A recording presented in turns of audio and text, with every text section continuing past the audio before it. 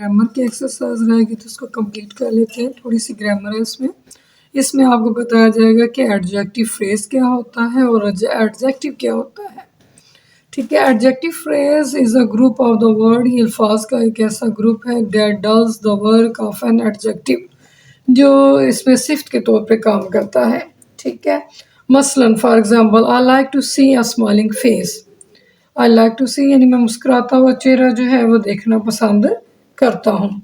इसी तरह like to see a face with a smiling on it, यानी मैं ऐसा चेहरा देखना पसंद करता हूँ जिस पर मुस्कुराहट हो। इसमें भी देखें आपका ये एडजेक्टिव फ्रेज बन गया, यानी मैं ऐसा चेहरा पसंद करता हूँ जिस पे मुस्कुराहट हो, तो ये आपका एडजेक्टिव फ्रेज है। जिसमें आपका एडजेक्टिव जो है वो सिंपल यूज हो, उसको आपने कहना है कि ये एडजेक्टिव है, और जिसमें आपका थोड़ा उसका ग्रुप की शक्ल में आ जाता है उसको कहते हैं एडजेक्टिव फ्रेज।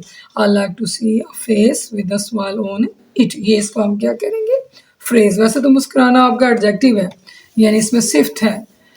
वैसे तो ये स्माइल मुस्कुराना इसमें सिफ्त है, लेकिन जब ये वर्ड के साथ किसी ग्रुप के साथ किसी लफ्ज़ के साथ इस्तेमाल होगा तो हम इसे कहेंगे एडजेक्टिव फ्रेज। तो ये है आपकी दूसरी है आपकी adverb phrase. Adverb phrase is a group of the word. ये एक ऐसा फ्रेज है जो डज वर्क ऑफ एडवर्ब, जो एडवर्ब का काम करता है। ठीक है, तो इसमें आप देखें अली रन क्विकली, अली तेज़ी से दौड़ता है। ठीक है, ये अली तेज़ी से दौड़ा, तो एडवर्ब क्या है यहाँ, क्विकली। अब Ali run at a great speed, Ali जो है वो बहुत तेज़ रफ्तार से दौड़ा है। अब इसमें भी दोनों चीज़ें एडवर्ब, लेकिन क्या है कि ये एडवर्ब है ग्रुप ऑफ वर्ड के साथ, तो इसको हम कहेंगे ये क्या है, एडवर्ब फ्रेज है। यानी अगर सिंगल जैसे क्विकली है, स्लोली है, तो ये आपका क्या है, एडवर्ब है, लेकिन जब वो अल्फाज के ग्रुप के साथ आ जाए तो एडवर्ब फ्रेज है। Each of the following underline adjective phrase and adjective। ठीक है, आपने इसमें जो है एडजेक्टिव फ्रेज दिए गए हैं उसमें, और हर जुमला जो है इसमें सिर्फ जो है इसकी जगह हम लगाएंगे। तो जैसे ये है आपका उसने नोट किया हुआ है कि ही वोर अ टर्बन मेड ऑफ सिल्क, उसने अंडरलाइन कर दिया कि मैंने रेशम की बनी हुई एक पगड़ी पहनी। ही वोर अ टर्बन मेड ऑफ सिल्क। इसी तरह आप यहाँ इसको नोट करें, अगर हम इसको उसमें ले जाएंगे, उसको एडवर्ब में लेंगे, तो हम इसका यूँ लिखेंगे ही वोर अ सिल्की टर्बन। ही वोर उसने पहनी, और silky turban made of silk, ये आपका एडजेक्टिव फ्रेज में उसमें आ जाता है। तो या जब हम उसको करेंगे एडवर्ब में करेंगे तो हम उसे लगाएंगे ही वोर अ सिल्की टर्बन। ठीक है, नेक्स्ट है जी he is a man without a friend, वो एक आदमी है दोस्त के बगैर, यानी उसका कोई दोस्त नहीं है। तो हम इसमें लगा लेंगे, इसको चेंज करेंगे, ही इज़ अ फ्रेंडलेस मैन, उसका कोई दोस्त नहीं है, वो बगैर दोस्त के आदमी है। बड़ी like a person with bad temper. ठीक है, कोई भी शख्स जो है वो पसंद नहीं करता जिसका मजाज अच्छा ना हो।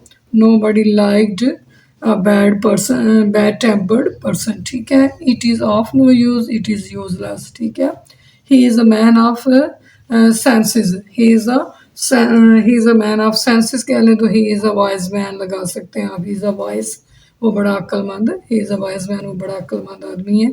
तो यहाँ आपने जो था उसने एडजेक्टिव फ्रेज दिया हुआ था, तो हमने इसकी जगह एडजेक्टिव लगा लिया। ठीक हो गया, तो अब यहाँ replace each of the following underline adverb by an adverb phrase, यानी आपने जो है यहाँ एडवर्ब दिया हुआ है तो हम उसकी जगह क्या लगाएंगे, एडवर्ब फ्रेज लगाएंगे। द पिजन फ्लाई स्विफ्टली, अब स्विफ्टली जो है ये शो कर रहा है किसको, ये एडवर्ब है। कबूतर जो है वो उड़ता है बड़ी तेज़ी से साथ, तो हम इसमें जब एडवर्ब फ्रेज करेंगे तो हम लगा लेंगे the pigeon fly with great speed, the pigeon fly with great speed. Speed, sorry, with great speed. He built his house there, उसने वहाँ अपना घर जो है तामीर किया। He built his house at that place, उसने जगह अपना घर तामीर किया। ही ट्राइड हार्ड, तो मैंने लिखा भी है, उसने साथ मेहनत की। ही ट्राइड हिज बेस्ट, उसने अपनी पूरी कोशिश की। ही स्पोक एलोक्वेंटली, एलोक्वेंसली यानी वो फसाहत के साथ बोला, तो हम यूँ करेंगे he spoke in full flow, वो अपनी रवानी के साथ बोला। डिड सारा बिहेव वेल, डिड क्या सारा ने अच्छा रवैया जो है वो रखा। डिड सारा behave in a good way, ठीक है, इन अ गुड वे, तो हमने इन अ गुड वे को एडवर्ब फ्रेज में ले लिया। फुल फ्लो को हमने एडवर्ब फ्रेज में ले लिया। हिज बेस्ट को भी हमने एडवर्ब फ्रेज में ले लिया। तो उसने हमें एडवर्ब दिए थे, हमने उसको एडवर्ब फ्रेज में किया। उसके बाद बच्चे आपकी राइटिंग स्किल्स है, ऑरल कम्युनिकेशन है, ये पेपर में नहीं आती है, ये चीज़ भी आपके पेपर में नहीं आती। नंबर एंड वन सिचुएशन इसको छोड़ दें। नेक्स्ट है जी आपका रिव्यू। रिव्यू नंबर 2 पे आ जाए। रिव्यू बहुत अहम होता है पेपर में, अक्सर इसमें से चीज़ें बहुत ज़्यादा आ जाती हैं। काफ़ी सारे जो है वो क्वेश्चन जो है वो आपके रिव्यू में से आते हैं, तो रिव्यू को ज़रूर करें। चलें जिसकी फर्स्ट ऑफ ऑल हम कंप्रीहेंशन कर लेते हैं। आंसर द फॉलोइंग क्वेश्चन, 10 सवालों के जवाब दें। What do the daffodils represent in this poem, इस नज़म में डैफोडिल्स किस चीज़ की नुमाइंदगी करते हैं, किस चीज़ को पेश करते हैं, किस चीज़ की अक्कासी करते हैं। तो हम लिखेंगे द डैफोडिल्स, व्हाट डू को काट दें। The daffodil represent in the poem the beauty of nature, यानी वो कुदरती खूबसूरती जो है उसकी अक्कासी करते हैं, उसकी नुमाइंदगी करते हैं। How has the poet heightened the impact of the poem by using the figurative language, यानी शायर ने तमसीली ज़बान इस्तेमाल करते हुए नज़म का तासुर किस तरह बुलंद किया है। तो इसमें आप, ये पेपर में आता तो नहीं इतना, लेकिन अगर आप नज़म की समरी आपको याद है तो उसमें से चंद लाइनें आप लिख सकते हैं। यानी उसने स्माइल का लफ्ज़ यूज़ किया, फ्लोटिंग इन द क्लाउड का जिक्र किया उसने। उसके बाद आप कह लें कि लेक्स हैं, फील्ड्स हैं, ट्रीज़ हैं, स्टार हैं, तो ये सारी चीज़ें उसने इस्तेमाल की हुई हैं। What was the quite concept of our nation, कैद का हमारी कौम के बारे में क्या कंसेप्ट था, ये मैं आपको एक्सरसाइज करवा चुकी हूँ।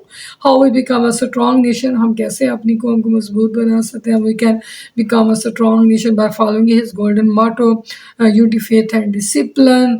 उसके बाद what does love of our country demand from us, हमारी जो है मुल्क से मोहब्बत हमसे किस चीज़ का तकाजा करती है। तो ये हम लिख सकते हैं कि the love of our country demand from us a great devotions, ज़्यादा लगन का मुतालबा करती है, सेंस ऑफ पेट्रियोटिज़म का मुतालबा करती है। या आप कह लें कि यूनाइटेड जो है वो स्ट्रॉन्ग नेशन का मुतालबा करती है।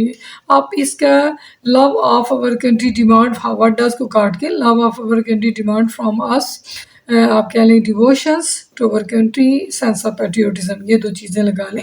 वफादारी और हुब्बुल वतनी के एहसास का हमारे मुल्क से मोहब्बत जो है वो हमसे तकाजा करती है। How does the interior of the Sultan Ahmed मस्जिद लुक, इसका भी मैंने आपको आंसर क्वेश्चंस करवा दिए हुए हैं। Why was the separate royal room attached to the Sultan मस्जिद, सुल्तान मस्जिद अहमद मस्जिद, यानी इस शाही कमरा सुल्तान अहमद मस्जिद के साथ जो है वो क्यों अटैच किया गया है। ये था। उसके बाद the royal room was attach so to the मस्जिद to be used as the court, यानी वो अदालत के इस्तेमाल के लिए बनाया गया था वहाँ, इसलिए to be use as a court. उसके बाद why does the horse impatiently wait the next move to his master, तो इसका मैंने अभी आपको एक्सरसाइज में करवाया। Because they have to travel along, क्योंकि उसमें काफ़ी लंबा जो है वो सफ़र करना है। And many things to do, और बहुत सारे काम करने हैं before go to the bed, बिस्तर पर जाने से पहले।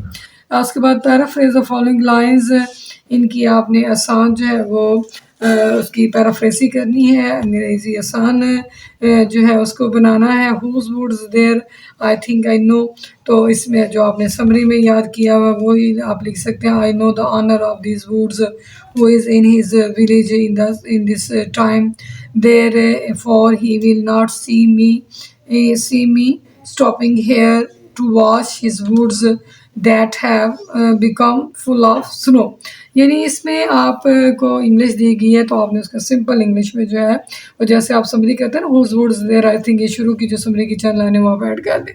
उसके बाद आपकी वोकैबुलरी है, ये ज़्यादा अहम है आपका। चूज़ द करेक्ट ऑप्शन है, branches of the trees were covered, दरख्तों की शाखें जो डांप दी गई थी with blanket of the snow. In this sentence इस फिक्रे में we find the examples of, हम किसकी मिसाल इस फिक्रे में पाते हैं, हमें क्या मालूम होता है कि ये क्या चीज़ है। तो ये देखें उसने कहा कि covered with the blanket of snow, covered उसको ढांप दिया गया है ब्लैंकेट ऑफ स्नो, यानी इसको बर्फ की चादर जो है वो छाई हुई है किसके ऊपर, शाहों के ऊपर उसने उसको ढांप के दिया है। तो ये हम मेरे ख्याल में तो ये आपका बनेगा, अल्टरनेशन भी नहीं है, सिमली भी नहीं है, ये आपका पर्सोनिफिकेशन हो सकता है। ये आपका क्या, पर्सोनिफिकेशन। जी, personification keep up your moral, अपना हौसला जो है वो बुलंद रखो। इसमें आपका फोर्टिट्यूड जो है वो लग सकता है, सेल्फ स्टीम भी इसकी जगह आ सकता है। नेक्स्ट है जी आपका, ये आपका the floors are covered with carpet, फर्शों को जो ढांप दिया गया है किसके साथ, कालीन के साथ। तो इसका आपने उल्ट लेना है, एंटोनिम उसने कहा हुआ तो कवर्ड होता था अपना, एक्सपोज होता है किसी चीज़ को नंगा कर देना, बेनकाब कर देना, तो इसका आएगा expose. The little birds art peeping, ये परिंदे जो है अभी भी चहचहा रहे हैं, तो इसका हम जो है वो गीत गा रहे हैं, तो इसका आपको पता ही होगा, तो इसका आएगा ट्विटरिंग। ठीक है, ट्विटरिंग क्या होता है, गीत गाना, चहचहाना। नेक्स्ट है जी बच्चे आपकी ग्रामर, ग्रामर लाजमी किया करें, ग्रामर छोड़ने वाली चीज़ नहीं है। चूज़ द करेक्ट ऑप्शन, सही ऑप्शन का जो है वो इस्तेमाल करें। द पुलिस जो है डिस्प्रेस्ड इन क्राउड, पुलिस जो थी वो एक क्राउड हजूम की शक्ल में जो है उसने, पुलिस ने हजूम को मुंतशिर कर दिया, यानी इसको डिसप्रेड कर दिया, उसको अलग अलग कर दिया।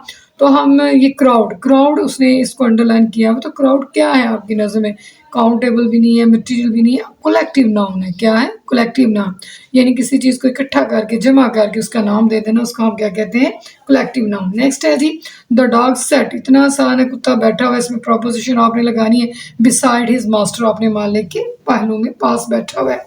नेक्स्ट है जी आपका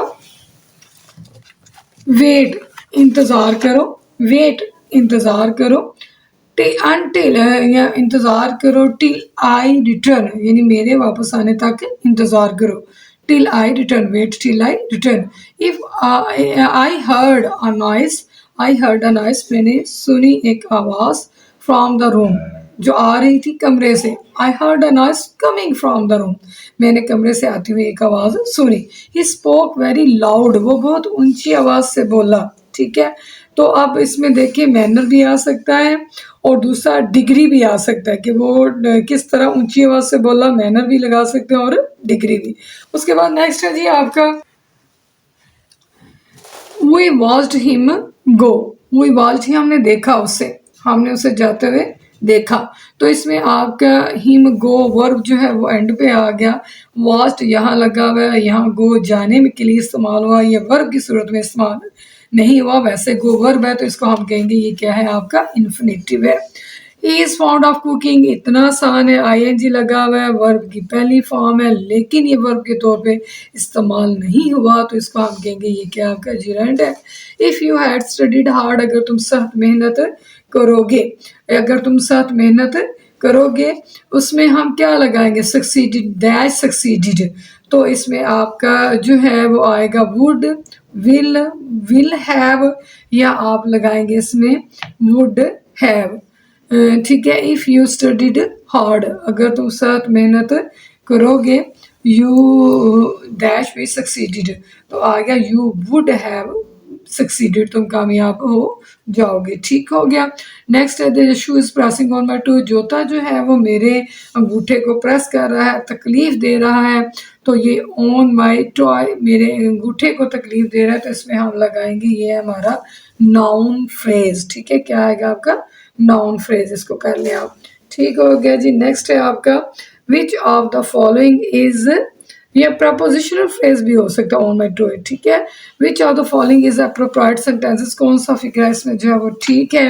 वी आर यूजली, जी we are usually tired by the end of the day, ये मैंने आपको एक्सरसाइज में भी करवाया कि हम आमतौर पर दिन के आखिर में थक जाते हैं। नेक्स्ट है जी राइटिंग स्किल्स, ये चीज़ें करने वाली नहीं है। उसके बाद ये आपकी ये ऐसे है, ये भी आपका करने वाला नहीं है, कोई इसमें ऐसी चीज़ नहीं है जो आपको लाजमी करवाने वाली हो तो आप इसको स्किप कर दो, जो चीज़ें आपको करवाई हैं उसको अच्छी तरह ज़हन नशीन कर लें। बहुत शुक्रिया बच्चे, वीडियो अच्छी लगे तो लाइक किया करें, शेयर किया करें, कमेंट किया करें। अल्लाह हाफिज़।